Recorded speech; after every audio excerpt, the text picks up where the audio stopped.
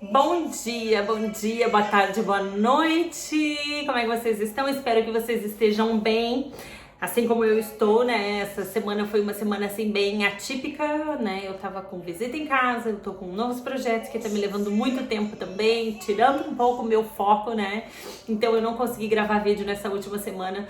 Tô soltando agora o nosso próximo estudo. Essa semana vamos falar sobre mais uma das mulheres que nos inspira muito, né?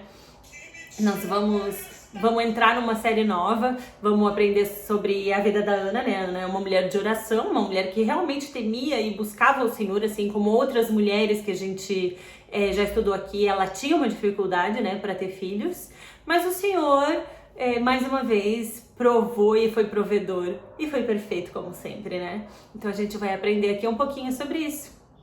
E no texto de hoje, o tema do nosso estudo é Deus é o suficiente, tá? Então, vamos à nossa oração. Pai, obrigada, Senhor, por mais uma manhã. Obrigada porque o Senhor é aquele que cuida do nosso coração, da nossa mente, dos nossos planos. É aquele que nos direciona, é aquele que tem um propósito na nossa vida.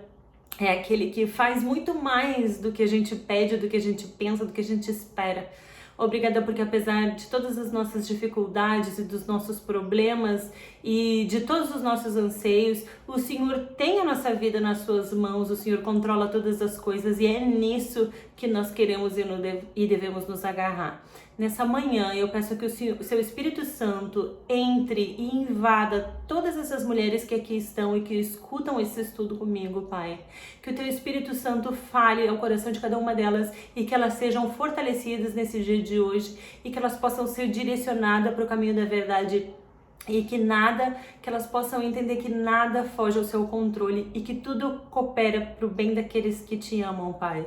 E que Ana seja essa semana um instrumento, né, nas nossas vidas, e aquela mulher que por anos ela teve uma experiência contigo e que através da vida dela possa ser transformada também a nossa vida. É a minha oração, em nome do teu Filho amado, nosso Senhor Jesus.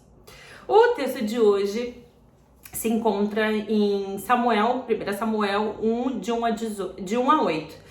E diz assim: havia um homem da tribo de Efraim chamado Eucana, que vivia na cidade de Ramá, na região montanhosa de Efraim. Ele era filho de Jeroão, neto de Eliú, bisneto de Tou e trineto de Zuf. Eucana tinha duas mulheres, Ana e Penina.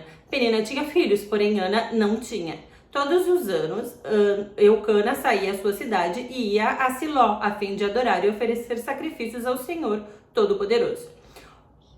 Ofni e Finéias, os filhos de Eli, eram sacerdotes do Senhor Deus em Siló. Cada vez que Eucana oferecia o seu sacrifício, ele dava uma parte para Penina e outra parte para todos os seus filhos e filhas. Mas para Ana ele dava 2 vezes mais. Eucana a amava muito, embora o Senhor não permitisse que ela tivesse filhos. Penina, sua rival, provocava e humilhava Ana porque o Senhor não permitia que ela tivesse filhos. Isso acontecia ano após ano. Sempre que iam ao santuário do Senhor, Penina irritava tanto Ana que ela ficava só chorando e não comia nada. Um dia, o seu marido Eucana lhe perguntou: Ana, por que você está chorando? Por que você não come? Por que está sempre triste? Por acaso não sou melhor para você do que 10 filhos? E no texto de hoje a gente consegue, né, observar algumas coisas, né? Tenho certeza que vai fortalecer muito o teu coração, né? Quantas de nós, mulheres, nos sentimos assim, ameaçadas, né, digamos assim, por outras mulheres, quando a gente não tem algum atributo, né? Quantas de nós nos sentimos inferiorizadas quando não temos atributos que outras mulheres têm, né? Ana certamente olhava para Penina, que tinha também o amor do seu marido, e ela certamente achava que não era boa o bastante, que faltava algo, que ela não era boa o suficiente. Ela com certeza olhava para aquela mulher e dizia assim: eu não sou digna, eu não tenho atributos atraentes, eu não tenho valor. Até porque naquela época o gerar filhos gerava muito valor para a mulher, né?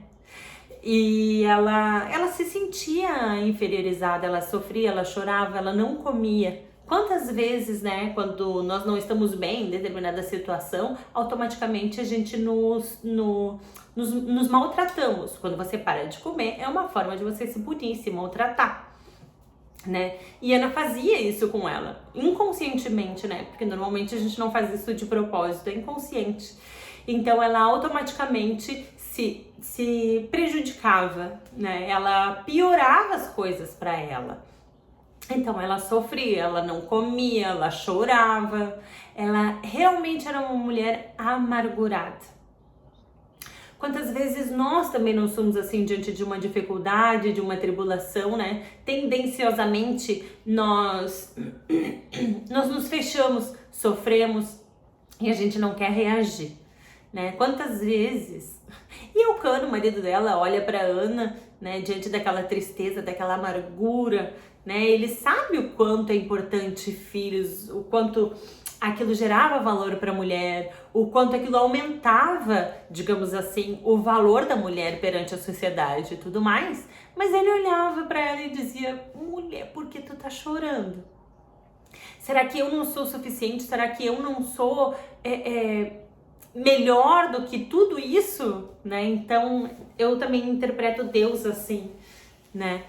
Quando a gente vê que a relação de Cristo com a igreja é a mesma do marido com a mulher, né? É a mesma que retrata o casamento nessa relação, a gente percebe que Elcano, o marido de Ana, não vou aqui entrar em questão de monogamia, poligamia, porque ele tinha outro relacionamento. A gente sabe que o relacionamento para o Senhor é monogâmico, mas eles estavam em outra época, mas isso não é o foco agora. Mas Elcano era casado com a Ana.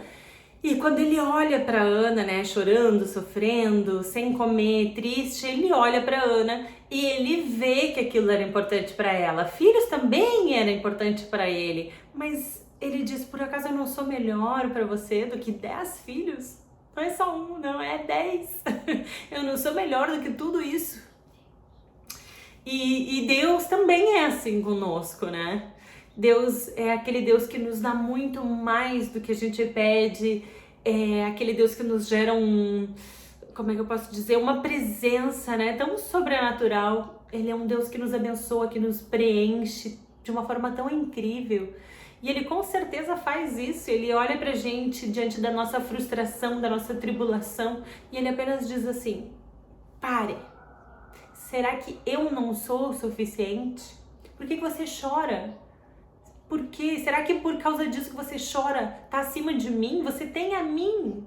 Será que eu não sou maior? Será que eu não sou melhor? Será que eu não sou tudo muito mais do que isso? E eu acho que nós muitas vezes não nos damos conta disso, né? E nós seguimos a nossa vida de qualquer jeito, a gente se entrega à nossa tristeza, né? Ela se entregou à sua tristeza, ao seu sofrimento. E Deus no dia de hoje diz: será que eu não sou suficiente? Será que eu não basto? Será? Deus tem isso para você no dia de hoje. Deus tem isso para mim. Quantas vezes a gente vem se arrastando numa tristeza, numa frustração, numa lamentação, e pela mesma coisa, né? Eu imagino que ela chorava e se lamentava pela mesma coisa durante anos, e tá escrito aqui. E Deus falou para Ana, e Ele fala para você hoje: ei, desvia o olhar, será que eu não sou suficiente? E a gente vai ver mais adiante como Ele age na vida da Ana, né? A gente vai ver como a relação de Ana com Deus vai mudar completamente o cenário. E eu tenho certeza que na sua vida não vai ser diferente, né? O seu lamento, a sua frustração, ao invés de afastá-la de Deus, ao invés de fazer você ser pior, eu espero que isso possa te fazer enxergar Deus ser aquele ser, né, que está acima de qualquer coisa, acima de qualquer frustração, tá bom? Amém? Espero que você tenha uma semana abençoada, diferente de tudo que você já viveu até agora, tá bom? Um beijo grande no seu coração, fique com Deus. Até mais, tchau, tchau.